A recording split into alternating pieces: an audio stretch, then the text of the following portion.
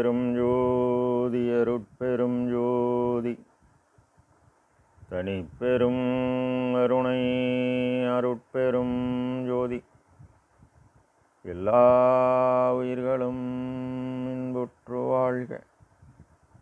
வள்ளல் மலரடி வாழ்க வாழ்க. திருச்சிற்றம்பலம். உலகெல்லாம் போற்ற ஒளிவடிவாக விளங்கும் அருட்பெருஞ்சுதி ஆண்டவரின் திருவருளையும் அவரின் பரிபூரண அருளை பெற்ற சர்க்குரு சிதம்பர ராமலிங்க சுவாமிகளின் குருவருளையும் மனமொழிமையால் போற்றி பணிகின்றேன் தயவுடன். இவ்வுலகத்தில் மனித பிறப்பை பெற்றுக்கொண்டவர்கள் இப்பிறப்பினால் அடையத்தக்க ஆன்மலாபத்தை காலம் உள்ள போது அறிந்து அடைய வேண்டும். ஆன்மலாபம் என்பது எவ்வித ஆதாரமில்லாத ஏழைகள் பசியை போக்கித்தான் பெற வேண்டும். இது சர்க்குரு வாக்கு, அருட்பெருஞ்சுதி இறைவனின் வாக்கு. நாம் செய்த செயலின் நுழைவாக இன்ப துன்ப அனுபவங்கள் யாவும் வந்து கொண்டே உள்ளது. அப்படி வருகின்ற துன்பம் யாவும் பொறுத்து எல்லா உயிரும் இன்பமாக வாழ எண்ணினாலே எல்லாம் செயல்கூடும். சிற்சபை விளக்கம் இரண்டாவது பாடலில் எஞ்சல் இன்றிய துயரினால் இடரால் இடுக்குன்றுடைய நின் அருள் விரும்பி வஞ்ச நெஞ்சினேன் வந்து நிற்கின்றேன். வள்ளலே உந்தன் மனக்குறிப்பறியேன். அஞ்சல் என்றனை ஆட்கொள்ள வேண்டும். அப்பா நின்னலால் அருகிலேன் ஒன்றும்.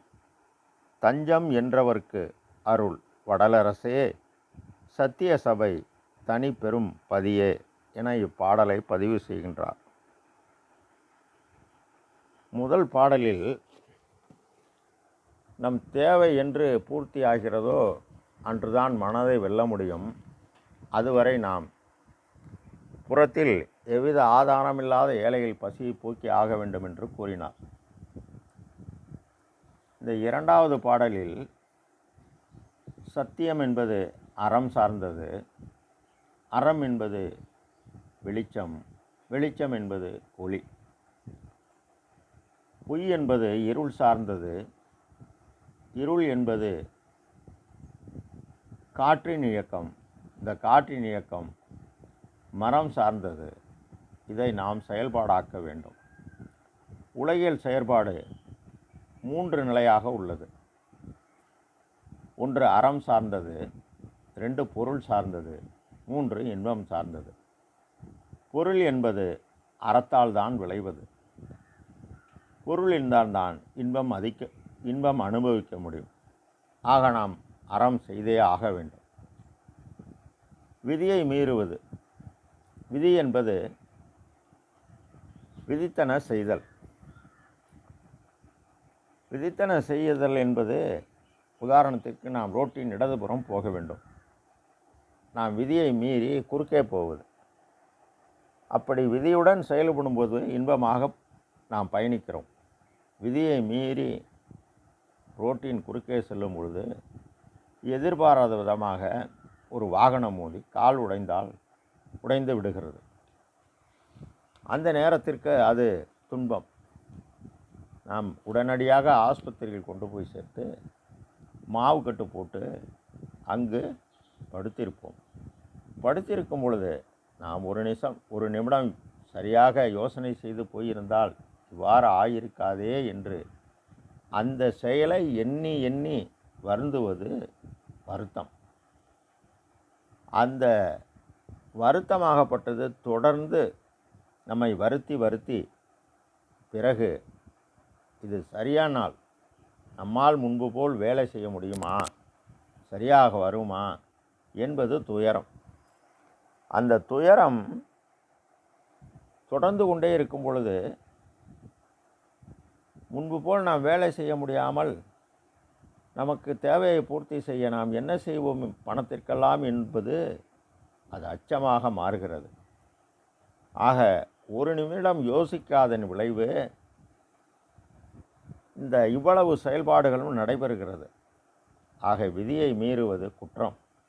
எனவே நாம் அறத்துடன் செயல்படும் பொழுது எங்குறு தீமையும் நம்மை தொடரா வகை கங்குலும் பகலுமாக அறம் காப்பாற்றும். 2024 ஆண்டுகளுக்கு முன்னரே கடவுளார் அரண் வலியுறுத்தி உள்ளார். உலக உயிர்கள் உண்டாக்கிய போதே அறமும் உண்டாக்கியது என மனு தர்மம் கூறுகிறது. சிறப்பு ஈனும் செல்வம் ஈனும் அறத்தின் மூவுங்கு மேல் ஆக்கம் என்னோ எவனோ உயிர்க்கு என திருவள்ளுவ கடவுளார் கூறி, மேலும் அறத்தால் வருவதே இன்பம், மற்றெல்லாம் புறத்தால் புகழ் இல் என்பார். ஆக சத்தியம் என்பது அறம், இது அறிவு எனும் ஒளியை வழங்கும். பொய் என்பது மரம், இது அறியாமையை வழங்கி இருளை சேர்த்துவிடும். ஆக சத்தியம் ஒளி. இந்த ஒளி சபை, இரு கண். அந்த கண்ணொளி கண்ணோட்டம் பெறும்போது தனி, அதாவது இடது நாடியாகிய மனம் தன்னுடைய அறச்செயலால் வலது நாடியாகிய அறிவுடன் கூடுகிறது. அறிவுடன் கூடும் பொழுது தனி பெரும்பதி உள்ள இடமாகிய இந்த இடது நாடியும் வலது நாடியும் அக்கு என்ற புள்ளியாகிய கண்ணனையீர் இங்கு அணையவாரீர், என் கண்மணியீர் இங்கு அணையவாரீர் என்பார். அதாவது பூர்வமத்தி கூடுமிடம், வலதும் இடதும் கூடுமிடம் ஞானசபை. அப்போ ஞானசபை உள் போய்தான் அதனை நாம் காண வேண்டும். ஆக ஜோதி என்பது கண், அது தயவு ஒளி பெற வேண்டும். அடுத்து ஜோதி என்பது ஜீவன், உயிர் ஒளி பெற வேண்டும். அடுத்து ஜோதி என்பது ஆன்ம, ஒளிக்குள் ஒளியாக உள்ள இறைவன் நம் உள் ஒளியுடன் கலக்க வேண்டும். இதை தான் கீர்த்தனை பகுதியில் பெருமான் ஜோதியுள் ஜோதியுள் ஜோதி என்பார். சரி, பயம் மரணம், அபயம் மரணம் தவிர்ப்பது. தஞ்சம் என்றவருக்கு அருள் வடலரசே. வடலரசர் அருட்பெருஞ்சுறைவர் புறத்தில் உள்ளார், அவர் நம் அகத்தில் தலையில் உள்ளார். புறத்தில் சத்தியஞான சபையில் உள்ளார், நம் அகத்தில் அவர் புருவ மத்தியில் எழுந்தருளி உள்ளார். வடலூர் போய் தரிசித்தாலே மனக்குறை நீக்கினல் வாழ்வு பெறுவோம். ஆனால் அங்கு போவது எளிதல்ல. காரணம், நம் முன்னோர்கள் பழியேஞ்சி அறமீறாது பொருளீட்டி இம்மை இன்ப வாழ்வு வாழ்ந்திருந்தால் மட்டுமே இந்த அருள் கூடும். அப்படி அது கூடவில்லை என்றால் நாம் அங்கு செல்ல இயலாது. இதனை பெருமான் கூடும் கருணை திருக்குறிப்பு ஆகிடல் வேண்டும் என்று ஒரு பாடலிலே கூறுவார். அதனால்தான் கடவுளார் கூறுகிறார், தம் பொருள் என்ப தம் தம் மக்கள் அவரவர் பொருள் அவரவர் தம் வினையால் வரும் என்பார். வினை என்பது நாம் முன்னோர்கள் செய்த செயலின் தொகுப்பு மற்றும் நாம் இப்பொழுது செய்து வருகின்ற செயல்களின் தொகுப்பு. எஞ்சல் இன்றிய துயரினால் இடரால் இடுக்குண்மை நீ நின்னருள் விரும்பி வஞ்ச நெஞ்சினேன் வந்து நிற்கின்றேன். எஞ்சல் என்பது குறைவற்ற என்றால் துன்பம் மிகுந்து துயரம் மிகுந்து நெருக்குண்டு நின் இனிய திருவருளை விரும்பி பொறுக்கும் தன்மையின்றி பொறாமை மனத்துடன் வந்து நிற்கின்றேன். வள்ளலே. வள்ளல் யார்? அருட்பெருஞ்சோதியிறைவர் தனி கருணையால் நீயே என்னை அழைத்ததால் நீயே எனக்கு வழிகாட்ட வேண்டும் என்கின்றார் பெருமான்.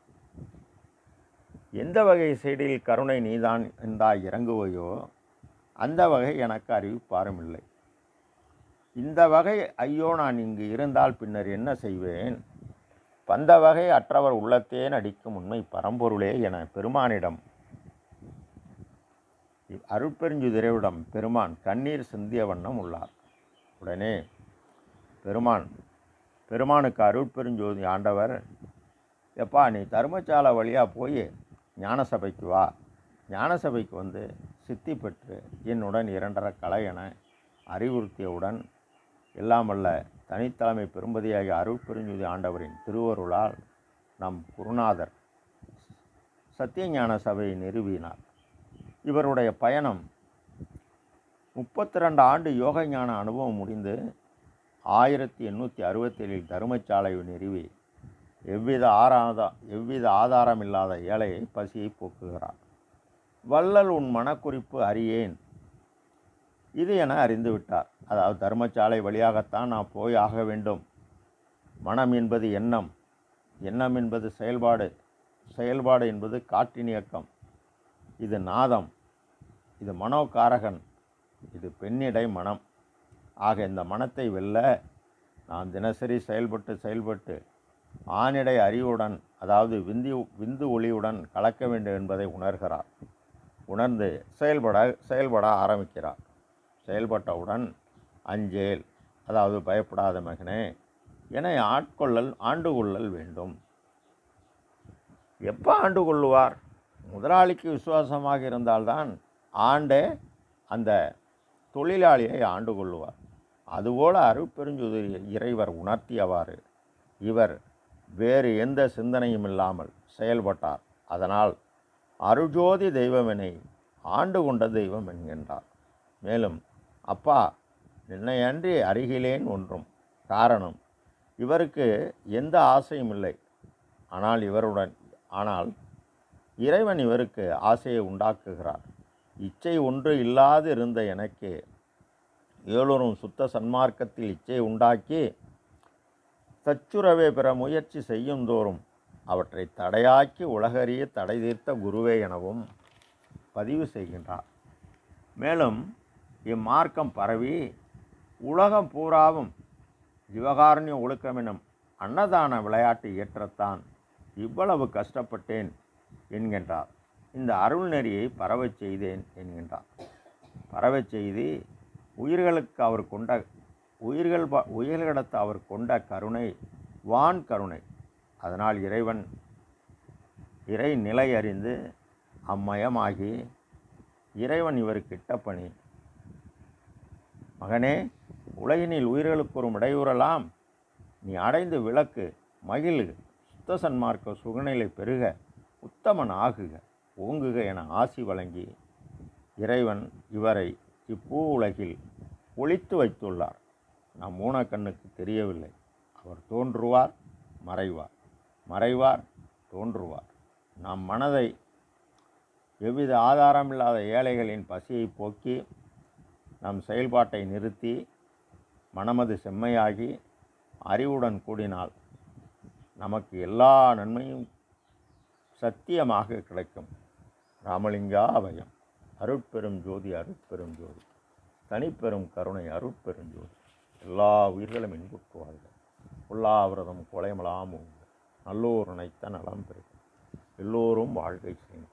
திரு அருட்பிரகாச சர்க்குருநாத திருவடிகளே அபயம், அபயம், அபயம், அபயம், அபயம். திருச்சிற்றம்பலம்.